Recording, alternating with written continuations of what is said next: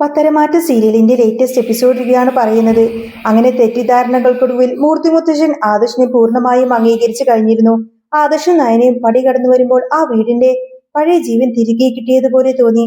ദേവേന്റെയും കണ്ണുകൾ സന്തോഷം കൊണ്ട് നിറഞ്ഞു തുളുമ്പി. ഗസ്റ്റ് ഹൗസിലെ ഏകാന്തതയിൽ നിന്നും തന്റെ മക്കൾ തിരിച്ചെത്തുന്നത് വലിയൊരു ആശ്വാസമായിരുന്നു അവർക്ക്. മുത്തശ്ശിന്റെ മുഖത്ത് ഗാംഭീര്യത്തിനൊപ്പം വലിയൊരു സമാധാനവും നിഴലിച്ചു നിന്നു. അദ്ദേഹം അനിയെ അരികിലേക്ക് വിളിച്ചു. അനി, ഇനിയിപ്പോ എന്റെ ആ കസേരയിൽ ആദർശിരിക്കുന്നതാണ് ശരി. അവനാണ് ആ സ്ഥാനത്തിന് ഏറ്റവും അർഹൻ. മുത്തശ്ശിന്റെ വാക്കുകൾ കേട്ടപ്പോൾ അനിക്ക് യാതൊരുവിധ വിഷമവും തോന്നിയില്ല. തികഞ്ഞ സ്നേഹത്തോടെ അവൻ മറുപടി നൽകി. തീർച്ചയായിട്ടും മുത്തശ്ശ, അങ്ങനെ തന്നെയാണ് വേണ്ടത്. ആദർശേട്ടനാണ് ആ കസേരയിലിരിക്കാൻ ഏറ്റവും യോഗ്യൻ. അന്ന് ആദർശേട്ടന് പകരമായി ഞാൻ അവിടെയൊന്ന് മാറിയിരുന്നു എന്നേ ഉള്ളൂ. കമ്പനിയുടെ എല്ലാ കാര്യങ്ങളും ചെയ്യാൻ പ്രാപ്തനായത് ആദർശേട്ടൻ തന്നെയാണ്. എന്നാ ആദർശ സ്നേഹപൂർവ്വം അനിയുടെ തോളിൽ കൈവച്ചു. അല്ല നീ തന്നെ അത് ചെയ്യാനാണ് ഇപ്പൊ നല്ലത്. നീ എടുത്ത തീരുമാനങ്ങളൊക്കെ കമ്പനിക്ക് വലിയ വിജയമാണ് ഉണ്ടാക്കിയിരിക്കുന്നത്. കുറച്ച് നാൾ കൂടി നീ തന്നെ എം ഡി ആയിട്ടിരുന്നോളൂ. ആദർശിന്റെ ആ വാക്കുകൾ ആ കുടുംബത്തിലെ ഐക്യത്തിന്റെ നേർചിത്രമായിരുന്നു. നയനയുടെ വരവോടുകൂടെ ദേവേന്റെ മനസ്സ് ശാന്തമായി. മോളെ, നിങ്ങൾ ഗസ്റ്റ് ഹൗസിലേക്ക് പോയതിനു ശേഷം എനിക്ക് ശരിക്കൊന്നും ഉറങ്ങാൻ പോലും പറ്റിയിട്ടില്ല. ഇനി എന്റെ മോളെ ഞാൻ പൊന്നുപോലെ നോക്കും, ദേവേനെ നയനെ ചേർത്ത് പിടിച്ചു പറഞ്ഞു. പുറമെ സന്തോഷങ്ങൾ നിറഞ്ഞു നിന്നുവെങ്കിലും അനിയുടെ മനസ്സ് കരിമേഘം മൂടിയ ഒരു അവസ്ഥയിലായിരുന്നു. അവന്തികയുമായിട്ടുള്ള അവന്റെ വിവാഹ നിശ്ചയം അടുത്തു വരികയാണ്. ഓരോ നിമിഷവും അവന്റെ ശ്വാസം മുട്ടുന്നത് പോലെ തോന്നി. അവന്തികയെ ഒരു ഭാര്യയായിട്ട് സങ്കല്പിക്കാൻ പോലും അവന് കഴിയുന്നില്ല. സ്വന്തം മനസ്സിന്റെ സമനില തെറ്റുന്നതിന് മുൻപ് അനി നന്ദുവിനെ കാണാൻ പോയി. അവളോട് കാര്യങ്ങളൊക്കെ തുറന്നു പറയാൻ എന്തെങ്കിലും പരിഹാരമുണ്ടാവുമെന്ന് അവൻ വിശ്വസിച്ചു. നന്ദു, എനിക്ക് പറ്റില്ല. നീ ഇല്ലാതെ എനിക്കൊരു ജീവിതമില്ല, അനി കടുത്ത വേദനയോടുകൂടെ പറഞ്ഞു. എന്നാൽ നന്ദു തന്റെ വികാരങ്ങളെയൊക്കെ ഉള്ളിലൊതുക്കി വളരെ പക്വതയോടുകൂടിയാണ് സംസാരിച്ചത്. അനി, നമ്മൾ നമ്മുടെ കാര്യം മാത്രം നോക്കിയാൽ പോരാ. വീട്ടുകാർ സമ്മതിക്കാതെ ഈ ബന്ധം മുന്നോട്ട് കൊണ്ടുപോയാ എനിക്കാവില്ല. നിന്റെ വിവാഹ നിശ്ചയം തീരുമാനിച്ചിരിക്കുന്നത് നിന്റെ മുത്തശ്ശനാണ്. അദ്ദേഹത്തിന്റെ തീരുമാനം മറികടക്കാൻ നമുക്ക് കഴിയില്ല. അനിയുടെ നിയന്ത്രണം വിട്ടു. അങ്ങനെയൊക്കെ എല്ലാവരും കൂടി തീരുമാനിച്ച എന്റെ ജീവിതം എന്താവാനാ നന്ദു? അന്ന് അനാമികയുടെ കാര്യത്തിൽ മുത്തശ്ശനല്ലേ തീരുമാനമെടുത്തത്? എന്നിട്ടിപ്പോ എന്തായി? അവൾ വീട്ടിലുള്ളവരെ മുഴുവൻ കൊല്ലാൻ നോക്കിയില്ലേ? നന്ദു അവനെ ശാന്തമാക്കാൻ ശ്രമിച്ചു. അതങ്ങനെയൊന്നുമല്ലല്ലോ അനി. അവന്തിക നിങ്ങളുടെ വീട്ടിലെ കുട്ടിയല്ലേ? മുത്തശ്ശനും മുത്തശ്ശിയും അവളെ നന്നായിട്ട് അറിയാമല്ലോ. അനി പുച്ഛത്തോടെ ചിരിച്ചു. എന്ത് മനസ്സിലാക്കിയെന്നാ നീ ഈ പറയുന്നത്? അവളുടെ മനസ്സിൽ എന്തോ വലിയ കുടിലതയുണ്ട്. അയർലാൻഡിൽ പോകുന്നതിന് മുൻപ് വരെ അവയുടെ അപ്പച്ചിയുടെയും അതേ സ്വഭാവം തന്നെയായിരുന്നു ആ അവന്തികക്കും. അവിടെ പോയി തിരികെ വന്നപ്പോ പെട്ടെന്ന് വലിയ നല്ല പിള്ള ചമയാണ് അവള്. എന്നോട് അവൾക്ക് യാതൊരുവിധ ഇഷ്ടവുമില്ല. ഞാനിപ്പോ മൂർത്തീശ്വരരുടെ എം ഡി ആയതുകൊണ്ടും അനന്തപുരിയിലെ സ്വത്തുക്കളെല്ലാം തന്നെ സ്വന്തമാക്കാനും വേണ്ടിയിട്ട് മാത്രമാണ് അവൾ ഇതിനൊക്കെ നിൽക്കുന്നത്. അല്ലെങ്കിൽ പിന്നെ നവീനുമായിട്ടുള്ള ആ ഒരു വിവാഹത്തിന് അവൾ സമ്മതിക്കാത്തതെന്താ? ഇതിലെന്തോ വലിയ ചതിയുണ്ട്. എന്നാ നന്ദു അനിയുടെ വാക്കുകളെ കേവലം ഭയം മാത്രമായി ഇങ്ങ് തള്ളിക്കളഞ്ഞു. നന്ദു പിന്മാറുന്നത് അനിയുടെ ഹൃദയം തകർന്നു. ഇതേ സമയം അനാമിക അനന്തപുരിയിലെ കാര്യങ്ങളൊക്കെ ശ്രദ്ധിക്കുന്നുണ്ടായിരുന്നു. വേണുവും രേവതിയും അവളെ വീണ്ടും വീണ്ടും ഉയർത്തിവിട്ടു. എടി, നിനക്ക് ഡിവോഴ്സ് പോലും കിട്ടിയിട്ടില്ല, ഒരു കോമ്പൻസേഷൻ പോലും കിട്ടിയിട്ടില്ല. ഇപ്പൊ കണ്ടോ, അവന്റെ വിവാഹ നിശ്ചയം അവിടെ ഗംഭീരമായി നടക്കാൻ പോവാണ്.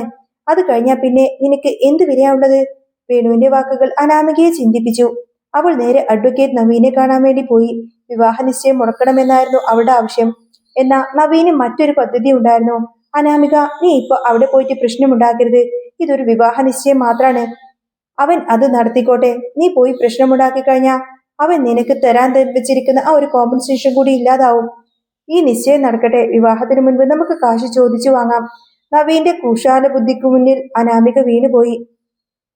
അവൾ ആ വിവാഹ നിശ്ചയം മുടക്കാൻ നിന്നും പിന്മാറി. അനന്തപുരിയിൽ വിവാഹ നിശ്ചയത്തിന്റെ ഒരുക്കങ്ങൾ തകൃതിയായി തന്നെ നടക്കുകയാണ്. വീടാകെ അലങ്കരിച്ചു കഴിഞ്ഞു. ആദർശം നയനയൊക്കെ തിരികെ വന്നതിന്റെയും വിവാഹ നിശ്ചയത്തിന്റെ ഭാഗമായി മുത്തശ്ശൻ വലിയൊരു പൂജ വീട്ടിൽ സംഘടിപ്പിച്ചു. പൂജയുടെ മന്ത്രധ്വനികൾ വീട്ടിൽ മുഴങ്ങുമ്പോൾ ഒരു മൂലയിൽ മാറി നിന്നുകൊണ്ട് തന്നെ നവ്യ എല്ലാം തന്നെ നിരീക്ഷിക്കുന്നുണ്ടായിരുന്നു. അവന്തികയുടെ അഹങ്കാരം നിറഞ്ഞ ചിരി നവ്യയുടെ ഉള്ളിൽ ഒരു ദേഷ്യം ആളി കത്തിച്ചു. അവളെ സംബന്ധിച്ച് അവന്തികയുടെ തന്ത്രങ്ങളെല്ലാം വ്യക്തമായിരുന്നു. അനിയുടെ മനസ്സിൽ നന്ദുവാണ്. അവർ തമ്മിലുള്ള പ്രണയമാണ് സത്യം. അല്ലാതെ ഇവളെ പോലെ സ്വന്തം കുടുംബത്തെയും അനിയെയും ചതിക്കുന്ന ഒരുത്തി അനിയുടെ ഭാര്യയാവാൻ സമ്മതിക്കില്ല എന്ന് നവ്യ മനസ്സിൽ ഉറപ്പിച്ചു. പൂജ നടക്കുന്ന സമയം അനി തന്റെ മുറിയിൽ വലിയ അസ്വസ്ഥതയോടെ ഇരിക്കുകയായിരുന്നു. അങ്ങോട്ടേക്ക് അവന്തിക അതിസുന്ദരിയായി തന്നെ ഒരുങ്ങി വന്നു. അവൾ വളരെ കൊഞ്ചലോടുകൂടി അനിയുടെ അടുത്തേക്ക് ചേർന്ന് നിന്നു. അനിയേട്ടാ, ഒരുങ്ങുന്നില്ലേ? താഴെ പൂജ തുടങ്ങാറായി, അങ്ങോട്ട് വാ. അനി വെറുപ്പോടുകൂടെ അവളെ നോക്കി. നീ ഒന്ന് പോകുന്നുണ്ടോ ഇവിടുന്ന്? വെറുതെ മനുഷ്യനെ ശല്യപ്പെടുത്താൻ എന്തിനുള്ള പൂജയാ ഇതൊക്കെ? അവന്തിക വീണ്ടും കെഞ്ചി. അത് മുത്തശ്ശനും ആദർശേട്ടനും നയനേച്ചിയൊക്കെ തിരികെ വന്നതിനും പിന്നെ നമ്മുടെ വിവാഹ നിശ്ചയത്തിനു വേണ്ടി നടത്തുന്ന പൂജയല്ലേ? അനിയേട്ടൻ ഇപ്പോഴും എന്നോട് ദേഷ്യത്തിൽ തന്നെയാണോ? ഇങ്ങനെയായ നമ്മളെങ്ങനെയാ ഒന്നിച്ച് ജീവിക്കുന്നത്? അനിയുടെ കോപം അണപൊട്ടി. ആരൊന്നിച്ച് ജീവിക്കുന്നെന്ന്? എനിക്ക് നിന്റെ കൂടെ ജീവിക്കാൻ യാതൊരുവിധ താല്പര്യമില്ല എന്ന് ഞാൻ പലവട്ടം പറഞ്ഞതല്ലേ? നിനക്ക് നാണമില്ലേടി എന്നിട്ടും എന്റെ പുറകെ ഇങ്ങനെ നടക്കാന്? നിനക്ക് പോയി മുത്തശ്ശനോട് പറഞ്ഞൂടെ ഈ വിവാഹ നിശ്ചയം വേണ്ട എന്ന്? അവന്തിക ഒരു പാവത്തെ പോലെ അഭിനയിച്ചു. അയ്യോ, ഞാൻ എങ്ങനെ അനിയേട്ടാ അത് പറയുന്നത്? അനിയേട്ടന് എന്നെ ഇഷ്ടമെങ്കിൽ അനിയേട്ടൻ തന്നെ മുത്തശ്ശനോട് പറ. നിന്റെ സ്വഭാവം എനിക്ക് നന്നായിട്ട് അറിയാമടി, അനി വിരൽ ചൂണ്ടിക്കൊണ്ട് പറഞ്ഞു. നീ വലിയ നല്ലവനായിട്ടൊന്നും ചമയണ്ട. ഞാൻ MD ആയപ്പോഴല്ലേ നിനക്കെന്നെ വിവാഹം കഴിക്കാനുള്ള മോഹം വന്നത്? അവന്തിക അത് നിഷേധിക്കാൻ ശ്രമിച്ചുവെങ്കിലും അനി അവളെ സംസാരിക്കാനൊന്നും അനുവദിച്ചില്ല. അവന്തിക പെട്ടെന്ന് അനിയുടെ ദൗർബല്യത്തെ കുത്തി നോവിച്ചു. അനിയേട്ടന് ആ നന്ദുവിനെ ഇഷ്ടമായത് കൊണ്ടല്ലേ എന്നെ ഒഴിവാക്കാൻ നോക്കുന്നത്? ആ ചോദ്യം അനിയുടെ നിയന്ത്രണം തെറ്റിച്ചു. അവൻ അവളെ പിടിച്ച് പുറത്തേക്കങ്ങ് ഒറ്റ തള്ളങ്ങ് നൽകി. അവന്തിക നിലത്തേക്ക് വീണു. അവൾ ഉച്ചത്തിലങ്ങ് പൊട്ടിക്കരയാൻ തുടങ്ങി. ഇത് കണ്ട് ദേവയാനി അങ്ങോട്ടേക്ക് ഓടി വന്നു. അവന്തിക അവരോട് നന്ദുവിന്റെ കാര്യം പറഞ്ഞ് മുതലെടുക്കണ്ണീരൊഴുക്കി.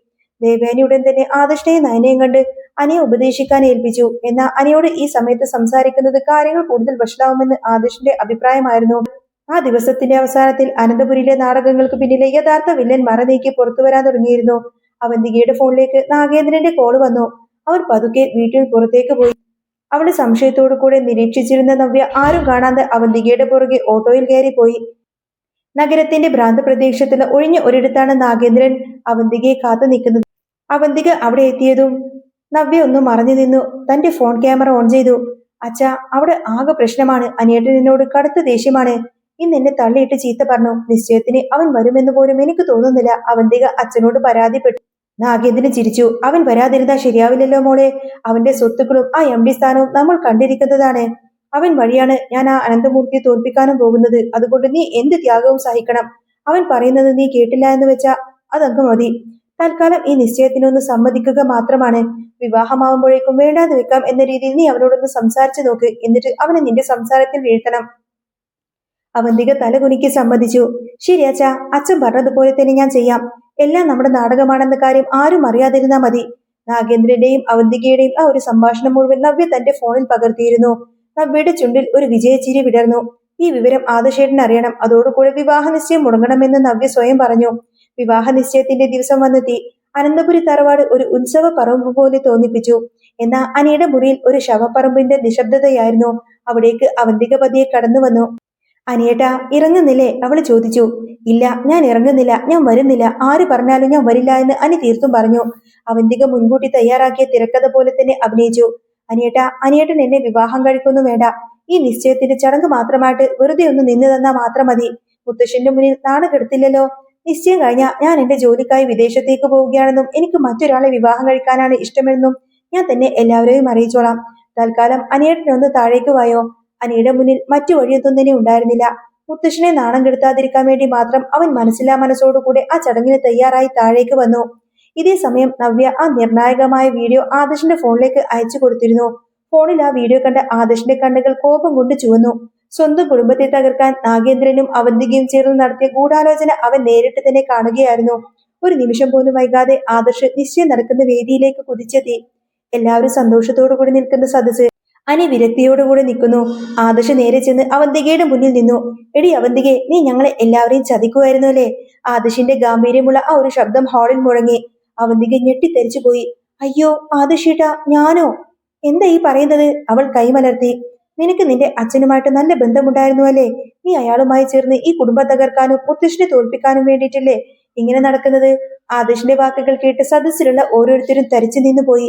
മുത്തശ്ശന്റെ മുഖം വിളറി വെളുത്തു. അവന്തിക എന്ത് പറയണമെന്നറിയാതെ നിന്നു.